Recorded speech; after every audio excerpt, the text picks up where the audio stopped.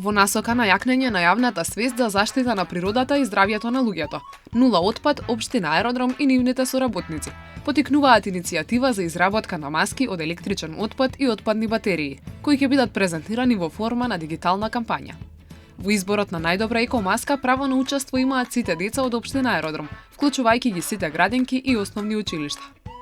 На наше задоволство, интересот од година во година се повеќе расте и оваа година ни се вклучени буквално сите училишта и градинки од територијата на општина Аеродром и досега имаме пријавено 50 на маски, групни и индивидуални, што значи дека бројот на пријавени и интересот за овој конкурс се повеќе расте и на наше задоволство се подобри и покреативни и интересни маски добиваме. Капитолијада го има истото значење овие години, представува символ на реупотреба на електронскиот отпад и отпадните батерии, така што дечињата и овој пат имаат задача од минимум 3 дела електронски отпад и отпадни батерии да изработат една креативна маска. Значи и оваа година наместо да купуваат маски, заедно со своето семејство, со своите најмили да поминат едно квалитетно време каде што ќе искористат својата креативност и ќе направат уникатни маски.